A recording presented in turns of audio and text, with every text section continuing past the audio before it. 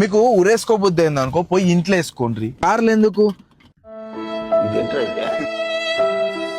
నేను ఎందుకు ఇంత కోపానికి వస్తున్నా అంటే పోలీసు వాళ్ళు ఫోటోలు తీస్తారని చెప్పి, లేకపోతే సిగ్నల్ కాడ చలాన్లు పడతాయని చెప్పి చాలా మంది ఏంటంటే గిట్ల సీట్ బెల్ట్లు పెట్టేసి ఎప్పుడైనా సిగ్నల్ వచ్చినా పోలీసు వాళ్ళు కనిపించినా వేసుకో.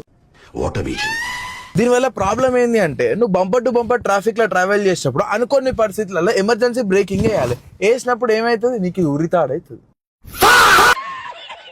నీకేమన్నా నువ్వు పోయినావు అనుకో నాకు ప్రాబ్లమే లేదు. బట్ నీకు ఇట్లా హైబత్ అయ్యి నువ్వు పక్కని కుద్దినావు అనుకో అక్కడ అసలు పంచాయతీ తయారవుతుంది. ఇయో ఈ చప్రిగాళ్ళు ఇంకొన్ని పనులు కూడా చేస్తారు. ఏందో తెలుసా, వాడు కట్లు కొట్టుకుంటా ఫాస్ట్ గా పోయేటప్పుడు దీన్ని ఏదో సిగ్నల్ లెక్క సైరన్ లెక్క ఆన్ చేసుకొని పోతాడు.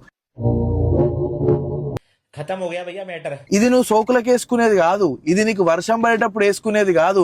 ఎప్పుడన్నా నీ కార్లో ఎమర్జెన్సీ వచ్చినప్పుడు ఎదుటోనికి నువ్వు డేంజర్ అని చెప్పి చూపించేది. ఎప్పుడన్నా నీ కారు పక్కకు పెట్టినప్పుడు నీ కారు ఈడ పక్కకు ఆగింది దూరంకి వెళ్ళిపో అని చెప్పి చెప్పేది. దాన్ని మిస్యూజ్ చేసి ట్రాఫిక్ రూల్స్ మొత్తాన్ని నాశనం చేసేది మీరే.